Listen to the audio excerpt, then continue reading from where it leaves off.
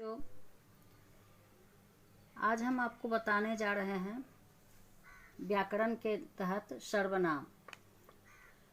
आज के पहले हम आपको बताए थे संज्ञा, तो आज जानिए सर्वनाम किसे कहते हैं। तो संज्ञा के स्थान पर जिस शब्द का प्रयोग किया जाता है उसे सर्वनाम कहते हैं। जैसे वह, तुम, हम, मैं इत्यादि। जैसे कि हम देख रहे हैं कि भोला व्याकरण पढ़ रहा है। भोला व्याकरण पढ़ रहा है, वह शिक्षक से पढ़ता है, उसका मित्र भी उसके साथ है। तो यहाँ हम देख रहे हैं कि भोला है और यहाँ वह है, तो यह वह भी भोला के लिए ही प्रयोग हुआ है। और उसका मित्र, तो यह उसका शब्द जो है यह भी भोला के लिए ही प्रयोग हुआ है।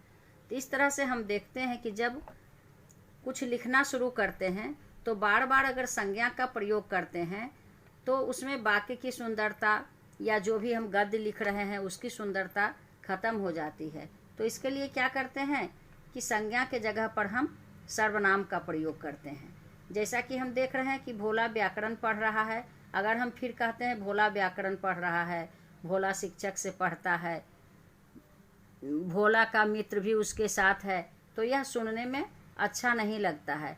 तो इसलिए हम क्या किए कि इसके स्थान पर सर्वनाम का प्रयोग किए। तो भोला के जगह पर क्या लगाए, वह और उसका। तो आइए अब हम जानते हैं कि सर्वनाम के भेद कितने होते हैं। तो सर्वनाम के 6 भेद होते हैं। पहला है पुरुषवाचक सर्वनाम, दूसरा निश्चयवाचक सर्वनाम, तीसरा अनिश्चयवाचक सर्वनाम, चौथा संबंधवाचक सर्वनाम, पांचवा प्रश्नवाचक सर्वनाम, छठा निजवाचक सर्वनाम। तो अब आइए जानते हैं पुरुषवाचक सर्वनाम किसे कहते हैं। तो जिस सर्वनाम का प्रयोग पुरुषवाचक या स्त्रीवाचक संज्ञा के लिए किया जाता है उसे पुरुषवाचक सर्वनाम कहते हैं।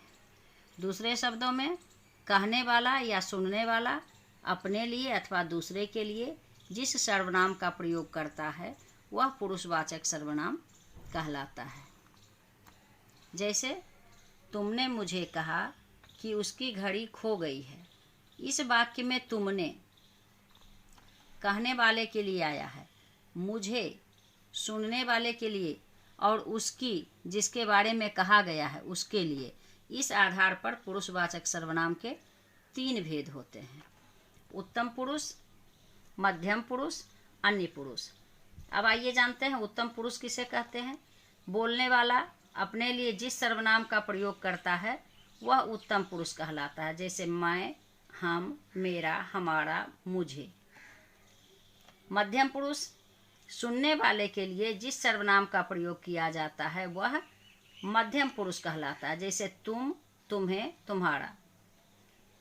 अन्य पुरुष जिसके संबंध में बात की जाती है उसके लिए जिस सर्वनाम का प्रयोग किया जाता है वह अन्य पुरुष कहलाता है। जैसे वह, वे, यह, इसे, उन्हें, उसका, उससे इत्यादि। अब आइए बात करते हैं निश्चयवाचक सर्वनाम की। जो सर्वनाम नज़दीक या दूर की किसी संज्ञा को निश्चित रूप से बतलाने के लिए प्रयुक्त होता है उसे निश्चयवाचक सर्वनाम कहते हैं। जैसे वह आम खा रहा है, वे उसको पीट रहे हैं, यह अच्छी घड़ी है इत्यादि। अब आइए देखते हैं अनिश्चयवाचक सर्वनाम। जिस सर्वनाम से किसी निश्चित वस्तु या व्यक्ति का बोध न हो उसे अनिश्चयवाचक सर्वनाम कहते हैं। जैसे कोई गीत गा रहा है, यहाँ यह निश्चय नहीं है कि कौन गीत गा रहा है, कोई गीत गा रहा है। कहीं कुछ जल रहा है, कहाँ जल रहा है यह निश्चय नहीं है। पहले वाक्य में कोई और दूसरे वाक्य में कुछ शब्द अनिश्चित व्यक्ति और वस्तु के लिए आए हैं, इसलिए ये अनिश्चयवाचक सर्वनाम है। कोई और कुछ अनिश्चयवाचक सर्वनाम है।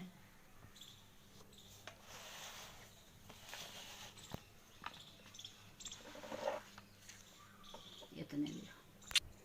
अब हम बात करते हैं संबंधवाचक सर्वनाम की। जो सर्वनाम शब्द वाक्य में एक दूसरे के संबंध बताने के लिए प्रयुक्त होते हैं वे संबंधवाचक सर्वनाम कहलाते हैं। जैसे जो कमाएगा सो खाएगा, जिसकी लाठी उसकी भैंस, जैसी करनी वैसी भरनी।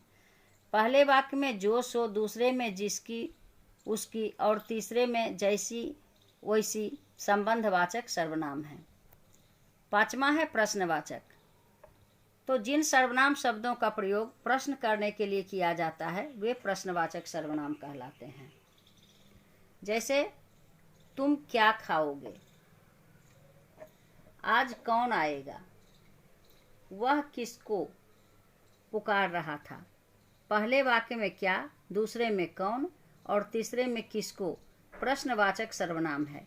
क्या, कौन और किसको प्रश्नवाचक सर्वनाम है, इसलिए इसको हम क्या कहेंगे, प्रश्नवाचक सर्वनाम। अब आइए अंत में है निजवाचक सर्वनाम। जिस सर्वनाम में स्वयं, निज आदि का बोध होता है उसे निजवाचक सर्वनाम कहते हैं। जैसे मैं अपना काम कर रहा हूँ, तुम अपनी किताब पढ़ रहे हो, वह अपना गेंद उछाल रहा है, वे आप नहीं आए हैं। ऊपर के वाक्यों में अपना और आप शब्द निजवाचक सर्वनाम हैं। सर्वनामों की एक जगह निम्नलिखित सूची है जिसे आप ध्यानपूर्वक देख लीजिएगा।